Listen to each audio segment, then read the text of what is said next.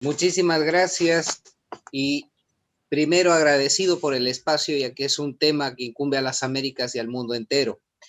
Y en segundo lugar, les voy a pedir un poco de paciencia porque hablar técnicamente del fraude puede exceder un poco el tiempo que tenemos en la exposición, pero voy a tratar de ser muy directo. Esta presentación está dedicada a los valiosos países de la América Latina, gloria a Nicaragua, a Venezuela, a Bolivia y ahora Cuba en su despertar de 62 años de silencio. Para entender el fraude 2019 en Bolivia, debemos entender la receta del socialismo del siglo XXI, donde tomamos como punto de partida la constituyente del año 1999 en Venezuela, iniciativa replicada en Bolivia, para que bajo el paraguas de un nuevo Estado, Evo Morales se permita postular la segunda vez como si fuera la primera.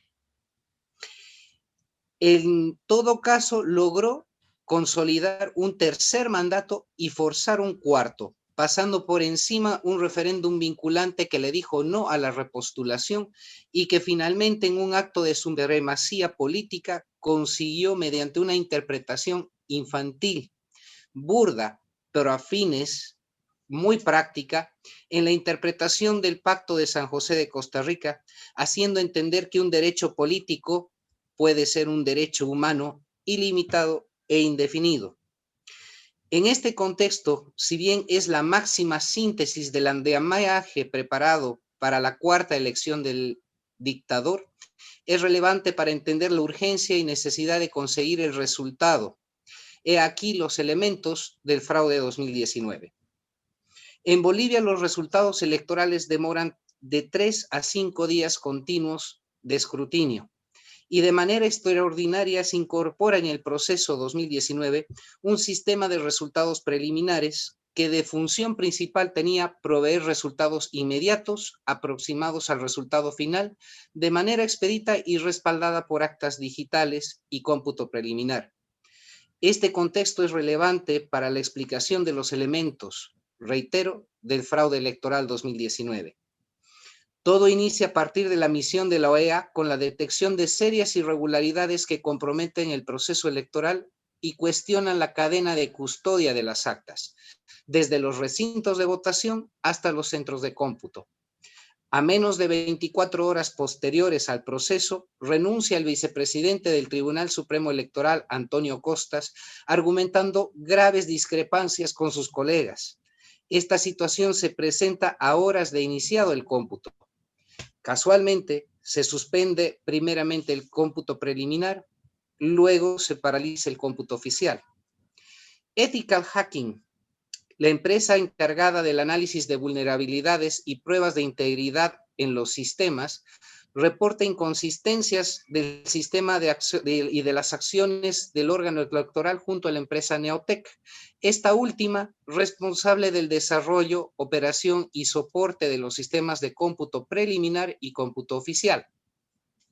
Se detectan más de 12 irregularidades, incluida la introducción de la presidente del TSE, al cortar los sistemas de cómputo y ordenar el traspaso por lotes de cómputos preliminares al cómputo oficial totalmente irregulares, sin pasar por sala plena de vocales electorales para verificación y dar fe de estado.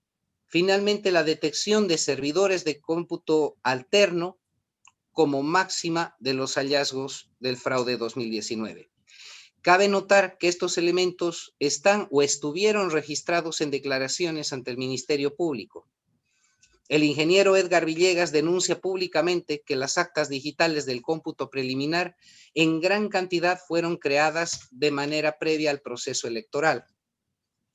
Se hacen virales denuncias de fallecidos habilitados para votar durante los días del cómputo oficial.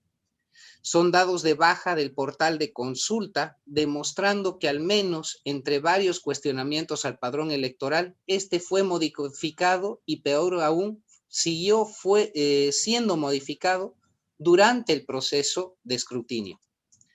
Se encontraron ánforas con papeletas de votación en localidades clandestinas en caso de Oruro, en el domicilio del hermano de un diputado del Movimiento al Socialismo.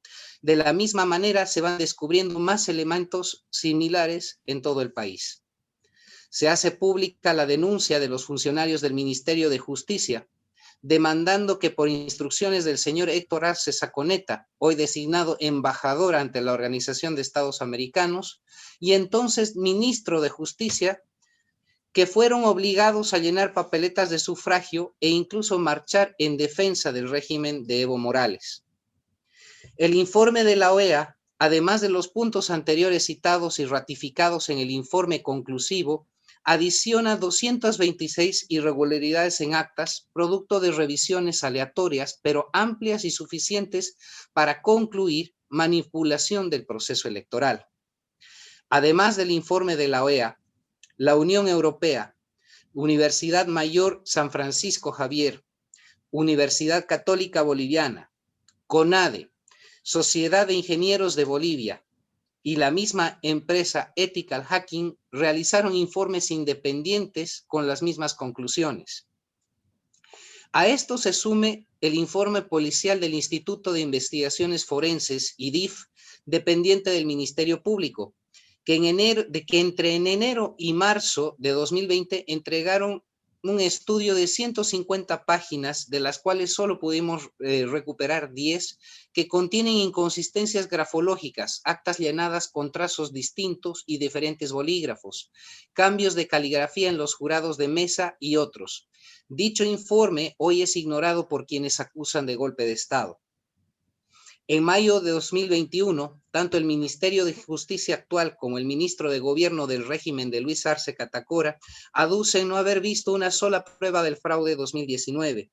Además, que de manera directa, en alusión a mi persona por Transparencia Bolivia oficial, como al doctor Jorge Balda, nos calificaron como instigadores y sediciosos. Esta acción nos convocó a realizar un nuevo estudio a detalle de las más de 35,000 actas del proceso electoral, detectando los siguientes conjuntos de irregularidades.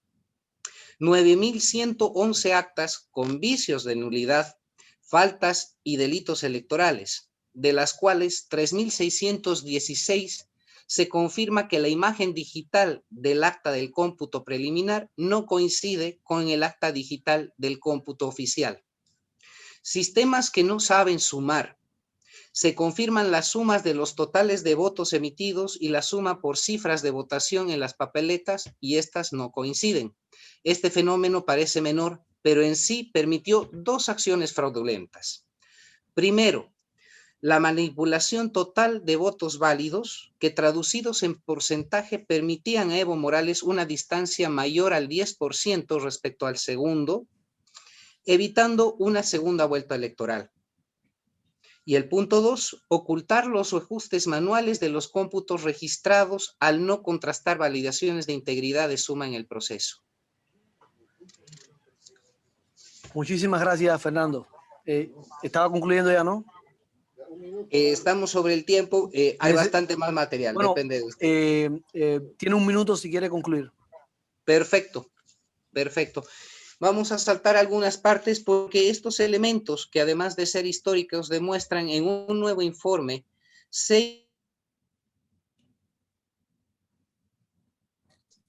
en los estudios del 2020 respecto al proceso electoral 2019. No podíamos obviar mencionar el informe y el estudio del proceso electoral del año 2020, que tienen las mismas características en esencia del fraude 2019, con las salvedades de que el oscurantismo del proceso electoral fue regulado y normado a partir del Tribunal Supremo Electoral, suspendiendo el sistema de cómputo preliminar en 2 elecciones consecutivas, ignorando exactamente las mismas faltas que se repitieron el 2019 y además en colusión, y eso es muy importante citar, en colusión con el Poder Judicial y los instrumentos que lo acompañan, el Ministerio Público y el Fiscal General, que hicieron caso omiso ante la ley electoral y la justicia ordinaria en las más de 10 denuncias que se instalaron alrededor del fraude 2020. La mediatización o la falta de acceso a medios fue otro fenómeno tremendamente importante el año 2020. Se normó y se reguló la acción de los medios privados que recibían fondos del Estado para cobertura a las campañas electorales, y este caso muy particular nos llama la atención y nos sugiere una inducción, dado que ninguna de nuestras denuncias salió a la luz pública a través de medios convencionales. Y la tercera, más importante de todo el proceso, el haber enterrado desde la clase política vigente, los mismos participantes del proceso electoral, toda posible demanda de irregularidad que conllevó al resultado y al actual gobierno que tenemos.